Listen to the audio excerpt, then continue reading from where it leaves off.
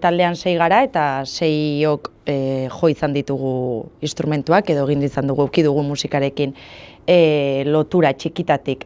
Baina azkenean entsaio lokaletan eta kontzertuetan ez gara ibili, orain arte ez garelako ausartu lako espazioetan, ez? Edo lako espazioetara gerturatzera. Gizonenak izan diren espazio hietara ez garela gerturatu edo ez gaituztela utzi hobe esan da, ez da gure ardura izan.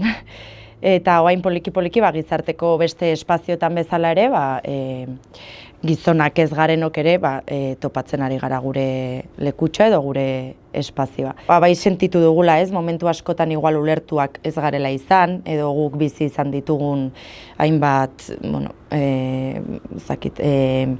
matxismoaren ondorio, ez? Guk ez diogula garrantzia ematen bakarrik musikari, ez? Eta musikari loturiko gauzei. Guk sinisten dugu musika edo sinisten dugu gure taldea, baina beste zabalagoa den espazio baten barruan, ez? Orduan, guk ere siloziben edo ensaiatzen dugu sinisten dugulako silozibetik espazio seguru eta feminista bat aterako dela edo lortuko dugula horrelako espazio bat. Orduan, denon artean denok egin behar dugula edo denok sinistu behar dugula beste gizarte feminista bat edo gizarte feminista batean, ze bestela hemen gauden siloziben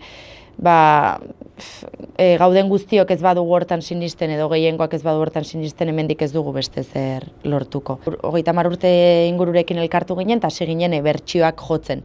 Eta bai askotan entzun behar izan ditugula bai siloziben eta baita silozibetik kanpo ere, ez, nahiko komentario gutxi esten gintuzten, ez, komentarioak igual hori.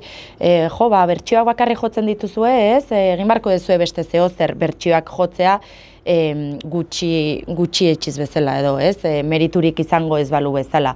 Eta guk askotan erantzuten genuena hori zen, azkenean gu ausartu gara 30 urterekin egitera, Hondarribiko gazte gizon gehienek 15, 16, 17 urterekin egin duten egiten, ez? Eta askotan ere, ez, joan kontzertuak edo jo izan ditugun espazio batzutan oso ondo sentitu gara, gehienetan nik uste ondo sentitu garela, baina beste batzutan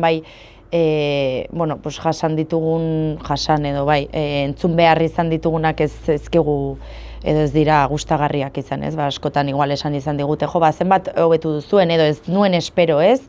Zuen gandik hori edo, 6 emakume batera eta hau da, ze ondo zorionak, ez? Olako badaukagu kanta bat gainera horri buruz, ez? Olako momentutan nola sentitzen garen edo, ez?